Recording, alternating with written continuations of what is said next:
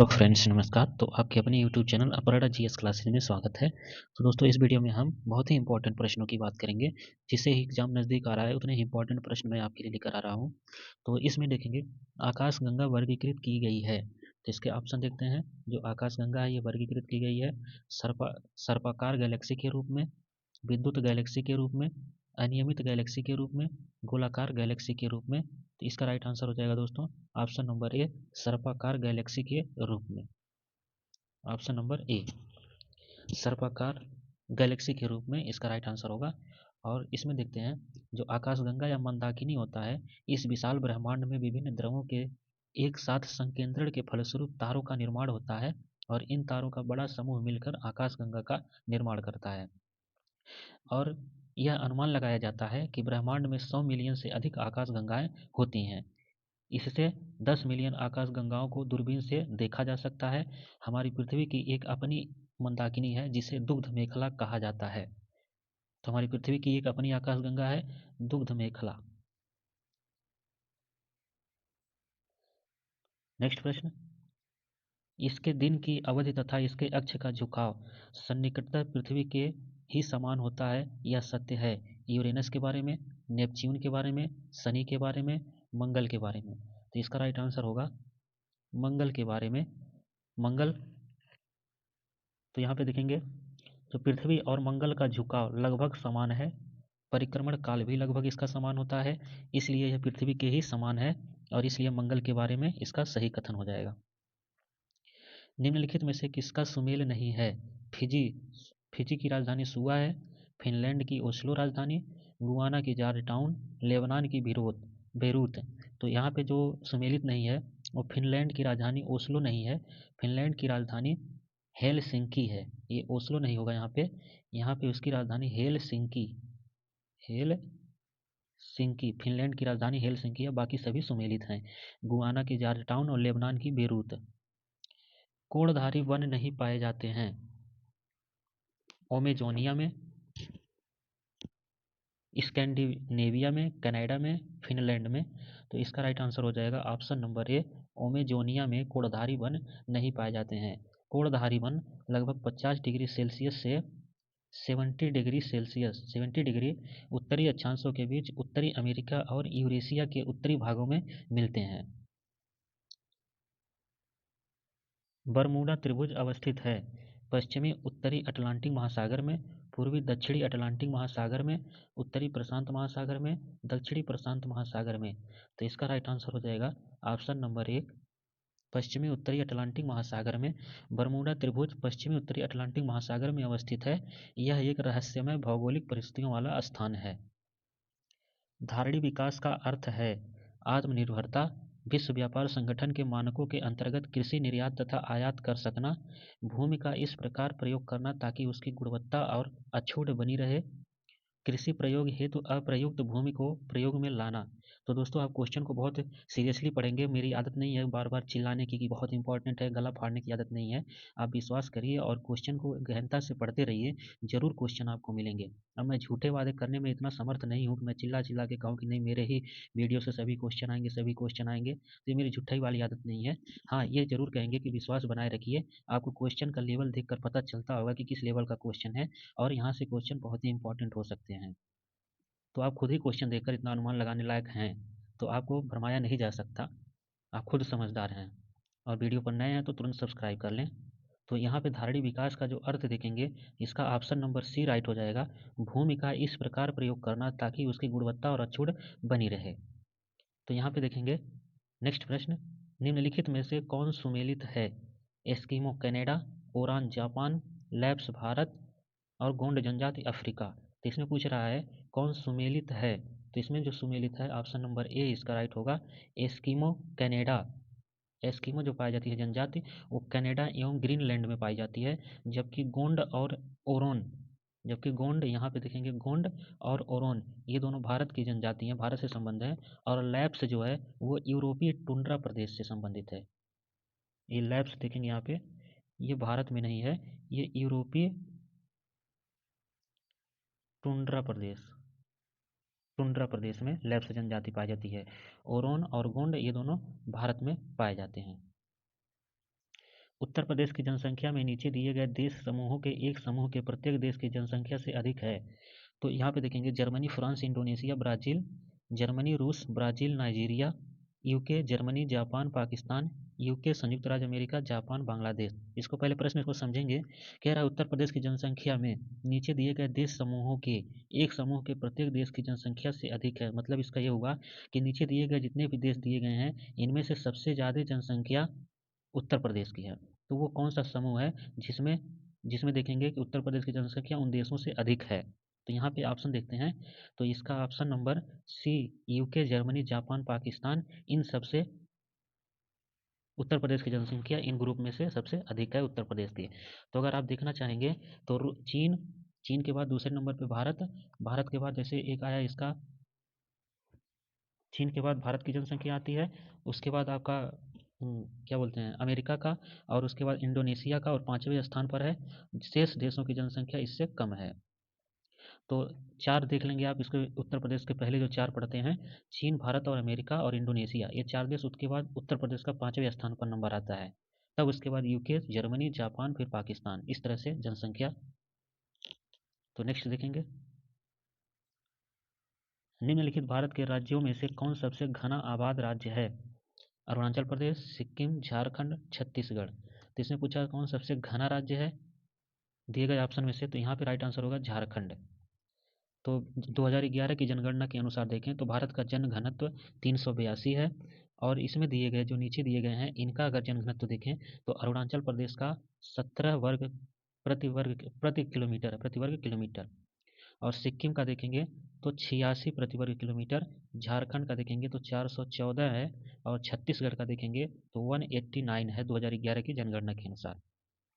झारखंड का 414 वर्ग किलोमीटर, 14 व्यक्ति प्रति वर्ग किलोमीटर है। कुल प्रजनन दर भारत में उच्चतम है आंध्र प्रदेश, बिहार में, तमिलनाडु में, उत्तर प्रदेश में। तो इसका राइट आंसर हो जाएगा कुल प्रजनन दर भारत में उच्चतम है उत्तर प्रदेश में। इसका राइट आंसर हो जाएगा उत्तर प्रदेश में सर्वाधिक है 4.8%, 4.8%। और 2001 की जनगणना के अनुसार देखा जाए तो प्रजनन दर भारत की 3.1% है। 2001 की जनगणना के अनुसार देखा जाए तो भारत की जो है प्रजनन दर 3.1% है।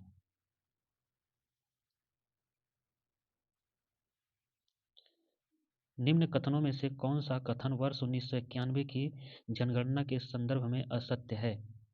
भारत की नगरीय जनसंख्या का सर्वाधिक सांद्रण महाराष्ट्र में पाया जाता है। गोवा देश का सर्वाधिक नगरीकृत राज्य था। चतुर्थ वर्ग के नगरों के अंतर्गत नगरों की संख्या सर्वाधिक थी। प्रथम वर्ग के नगरों के अंतर्गत देश की नगरीय जनसंख्या का सर्वाधिक सांद्रण पाया जाता था। तो इसका जो राइट आंसर हो जाएगा, उसने पूछा कौन सा असत्य है, तो बी नंबर, गोवा देश का सर्वाधिक नगरीकृत राज्य था, यह कथन असत्य है। निम्न को सुमेलित कीजिए। अनुच्छेद 40 गांव के पंचायत का गठन, अनुच्छेद 41 काम करने का अधिकार, अनुच्छेद 44 समान नागरिक संहिता, अनुच्छेद 48 कृषि एवं पशुपालन का गठन। और पांचवा इसमें हमने बना दिया है उपरोक्त सभी। तो इसमें उपरोक्त सभी सुमेलित हैं। तो आपकी जानकारी के लिए हम पांचवा ऑप्शन लगा दिए हैं कि आपको अगर इसमें से हम एक काट देते तो आपको पता नहीं चलता। और यहाँ पे आप देख पा रहे हैं अच्छे से सभी सुमेलित हैं। भारतीय संविधान की प्रस्तावना में प्रयुक्त समाजवाद शब्द को निम्नलिखित किस अनुच्छेदों के साथ मिलाकर पढ़ने से सर्वोच्च न्यायालय को समान कार्य के लिए समान वेतन का मौलिक अधिकार परिभाषित करने की शक्ति प्राप्त हुई है? तो अनुच्छेद 14, अनुच्छेद 14 तथा 15, अनुच्छेद 14, 15 तथा 16, अनुच्छेद 14 तथा 16। तो इसका जो राइट आंसर हो जाएगा, यहाँ पे देखेंगे अनुच्छेद 14, 15 तथा 16 इसका, अनुच्छेद 14 तथा 16, ये अनुच्छेद 14 तथा 16 इसका राइट आंसर हो जाएगा। तो समान कार्य के लिए समान वेतन अनुच्छेद 39D में उल्लिखित नीति निषेध तत्व है। इसके बाद सर्वोच्च न्यायालय ने रणधीर सिंह बनाम भारत संघ के मामले में यह निर्धारित किया था कि संविधान की प्रस्तावना में प्रयुक्त समाजवाद शब्द और अनुच्छेद 39D के परिप्रेक्ष्य में अनुच्छेद 14 और 16 को पढ़ने से समान कार्य के लिए समान वेतन का सिद्धांत प्राप्त होता है। तो इसका राइट आंसर हो जाएगा अनुच्छेद 14 तथा 16। निम्न में से कौन राज्य सूची में है? रेलवे पुलिस, निगमीय कर, जनगणना, आर्थिक एवं सामाजिक नियोजन। तो इसका राइट आंसर हो जाएगा option number A, railway police राज्य सूची में आता है। संघ सूची, इस सूची में दिए गए विषय पर केंद्र सरकार कानून बनाती है, और राज्य सूची में, इस सूची में दिए गए विषय पर राज्य सरकार कानून बनाती है, और समवर्ती सूची में दोनों सरकारें कानून बनाती हैं।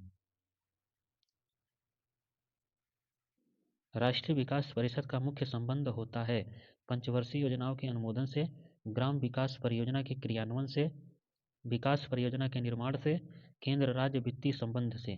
जिसका राइट आंसर होगा पंचवर्षीय योजनाओं के अनुमोदन से। तो राष्ट्रीय विकास परिषद एक गैर संवैधानिक निकाय है जो योजना एवं विभिन्न राज्यों के बीच समन्वय की कड़ी का काम करता है। केसी नियोगी की अध्यक्षता में गठित सलाहकार परिषद ने एक ऐसे सलाहकारी संगठन की स्थापना की संस्तुति की थी जिसमें विभिन्न प्रदेशों तथा अन्य प्रतिनिधियों का, अन्य हितों का प्रतिनिधित्व हो सके। भारतीय संविधान का कौन सा अनुच्छेद संवैधानिक विवाद में सर्वोच्च न्यायालय के अपीलीय क्षेत्राधिकार से संबंधित है?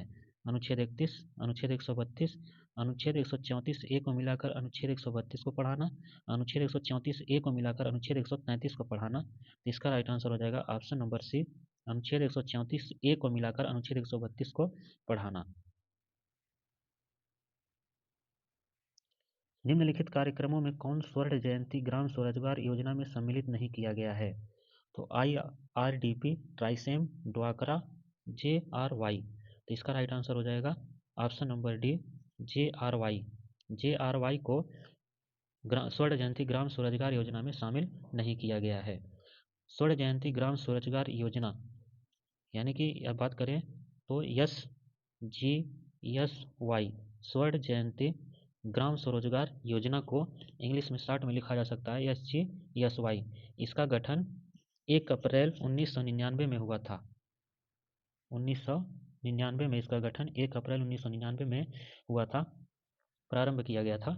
और इस योजना को केंद्र एवं राज्यों के बीच 75:25 75-25 रेशियो में की लागत से बंटवारे के अनुपात के आधार पर केंद्रीय प्रायोजित योजना के रूप में कार्यान्वित किया जा रहा है। और समन्वित ग्रामीण विकास कार्यक्रम, जिसको IRDP बोलते हैं, समन्वित विकास, IRDP समन्वित ग्रामीण विकास कार्यक्रम, और ड्वाकरा DWCRO को बोलते हैं ग्रामीण क्षेत्र में महिला एवं बाल विकास कार्यक्रम, और ट्राइसेम को बोलते हैं ग्रामीण युवाओं को स्वरोजगार हेतु प्रशिक्षण कार्यक्रम। तो यहाँ पे इसका राइट आंसर हो जाएगा ऑप्शन नंबर डी, JRY। निम्न में से किस एक नगर में विशिष्ट आर्थिक मेखला नहीं है? चेन्नई, कांडला, कोचीन, सूरत। तो इसमें जो इसका राइट आंसर हो जाएगा चेन्नई। इसमें पूछा है विशिष्ट आर्थिक मेखला नहीं है, तो इसका राइट आंसर हो जाएगा चेन्नई। चेन्नई इसका राइट आंसर हो जाएगा। तो इसमें निर्यात उत्पादन के लिए अंतर्राष्ट्रीय प्रतिस्पर्धा एवं बाधा रहित वातावरण का निर्माण करने के उद्देश्य से 1 अप्रैल 2000 से निर्यात आयात नीति में एक विशेष आर्थिक क्षेत्र की योजना आरंभ की गई। निम्नलिखित में से कौन सा युग्म सुमेलित नहीं है? मेसान की खोज हिडेकी युकावा ने किया था, पॉजिट्रॉन की खोज CD एंडरसन एवं UF हैस ने किया था, सूर्य एवं तारों में ऊर्जा उत्पादन का सिद्धांत चे बेथे, परा यूरेनियम तत्वों का संश्लेषण एनरिको फर्मी। जिसमें पूछा कौन सुमेलित नहीं है, तो इसका राइट आंसर हो जाएगा ऑप्शन नंबर डी, परा यूरेनियम तत्वों का संश्लेषण एनरिको फर्मी ने नहीं किया था, तो ये असुमेलित हो जाएगा। तो बाकी तीनों सुमेलित हैं, डी वाला ऑप्शन गलत है। तो मेसान की खोज हिडेकी युकावा ने, जो जापान के हैं, 1949 में किया था। और पॉजिट्रॉन की खोज BF हैस ने, जो ऑस्ट्रिया से संबंधित है, BF हैस ऑस्ट्रिया से संबंधित है, और इन्होंने पॉजिट्रॉन की खोज की थी। तथा CD एंडरसन अमेरिका के हैं, जो 1936 में दोनों ने मिल करके पॉजिट्रॉन की खोज किया था। और यहाँ पे देखेंगे सूर्य और तारों में ऊर्जा उत्पादन का सिद्धांत प्रतिपादन करने के लिए HA बैथे, जो जर्मनी से हैं, इनको 1967 का प्रथम नाभिकीय रिएक्टर वैज्ञानिक एनरिको फर्मी के निर्देशन में अमेरिका के शिकागो विश्वविद्यालय में सन 1942 में बनाया गया था। तो इसका राइट आंसर हो जाएगा परा यूरेनियम तत्वों का संश्लेषण एनरिको फर्मी ने नहीं किया था। सूर्य के केंद्र में उपस्थित पदार्थ होते हैं ठोस, द्रव तथा गैस अवस्था में, केवल द्रव अवस्थाओं में, केवल गैसीय अवस्थाओं में, द्रव एवं गैसीय अवस्था दोनों अवस्थाओं में। इसका राइट आंसर हो जाएगा द्रव एवं गैसीय दोनों अवस्थाओं में। निम्नलिखित में से कौन सा एक सुमेलित नहीं है? डेसिबल ध्वनि की प्रबलता इकाई, अश्वशक्ति शक्ति की इकाई, समुद्री मील नौ संचालन में दूरी की इकाई, सेल्सियस ऊष्मा की इकाई। तो इसमें पूछा है सुमेलित नहीं है, तो ऑप्शन नंबर डी, ये सेल्सियस ऊष्मा की नहीं, ताप की इकाई है। ताप की इकाई है। सूर्य की ऊर्जा उत्पन्न होती है आयनन के द्वारा, नाभिकीय संलयन के द्वारा, नाभिकीय विखंडन के द्वारा, ऑक्सीकरण के द्वारा। तो इसमें सही आंसर होगा नाभिकीय संलयन के द्वारा। निम्नलिखित यौगिकों में से कौन सम्मिलित नहीं है? फ्लोरीन फ्लोरीन युक्त कार्बनिक यौगिक, शुष्क वर्ग ठोस कार्बन डाइऑक्साइड, किरेटिन मानव चर्म के बाहरी परत में पाया जाने वाला प्रोटीन, मस्टर्ड गैस रासायनिक युद्ध में प्रयुक्त होने वाला विषैला द्रव। तो इसमें सम्मिलित नहीं है, तो फ्लोरीन से जो फ्लोरीन कार्बन युक्त कार्बन यौगिक है ये सम्मिलित नहीं है। निम्नलिखित में से कौन सा विस्फोटक पदार्थ नहीं है? ट्राइनाइट्रोटॉलुइन, ट्राइनाइट्रोग्लिसरीन, साइक्लोट्राइमेथिलीन, ट्राइनाइट्रोमीन, नाइट्रोक्लोरोफॉर्म। तो इसमें सही इसका अर्थ आंसर हो जाएगा नाइट्रोक्लोरोफॉर्म, ये विस्फोटक पदार्थ नहीं है। प्रकाशीय सजावट तथा विज्ञापन के लिए विसर्जन नलिकाओं में प्रयुक्त होने वाली गैस है? Carbon dioxide, ammonia, sulphur dioxide, neon. तो दोस्तों अभी तक चैनल को सब्सक्राइब नहीं किए हैं तो सब्सक्राइब कर ले और लाइक जरूर करें। तो इसका आंसर हो जाएगा नियॉन। तो मिलते हैं दोस्तों नेक्स्ट वीडियो में, तब तक के लिए धन्यवाद।